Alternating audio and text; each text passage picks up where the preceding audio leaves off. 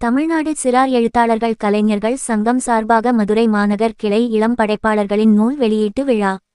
மதுரை முனிச்சாலை பகுதியில் உள்ள ஸ்ரீ பிரசன்ன வெங்கடேஸ்வரா மெட்ரிகுலேஷன் பள்ளியில் தமிழ்நாடு சிறார் எழுத்தாளர்கள் கலைஞர்கள் சங்கம் மதுரை மாநகர் கிளை சார்பில் நடைபெற்ற 2ஆம் ஆண்டு தோற்கவிழா மற்றும் இளம்படைப்பாளர்களின் நூல் வெளியீட்டு விழா சிறப்பாக நடைபெற்றது.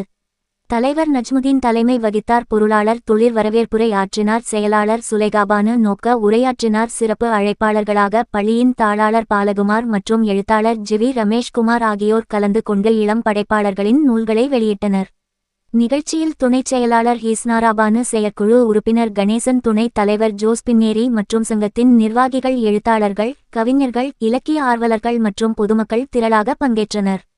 விழாவில் புதிய நூல் வெளியிடப்பட்டதுடன் அதன் உள்ளடக்கம் மற்றும் இலக்கிய பங்களிப்பு குறித்து சிறப்புரைகள் வழங்கப்பட்டன. மேலும் படைப்பாளர்களை ஊக்குவிக்கும் வகையில் இலக்கிய வளர்ச்சி, வாசிப்பு பழக்கம் மற்றும் தமிழ் மொழியின் சிறப்புகள் குறித்து உரையாற்றப்பட்டது. நிகழ்ச்சியில் பங்கேற்ற அனைவருக்கும் ஏற்பாட்டாளர்கள் நன்றி தெரிவித்தனர். விழா சிறப்பாக நடைபெற்றதுடன் இலக்கிய ஆர்வலர்களிடையே நல்ல வரவேற்பையும் பெற்றது.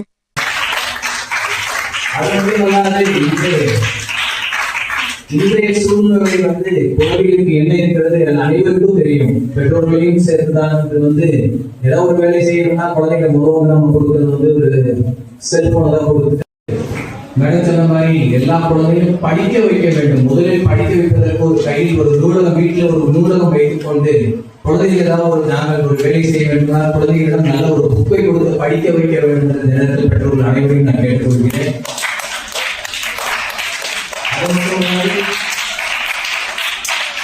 காலத்தில் நாங்கள் அறுவடை செய்ய போகிறோம்.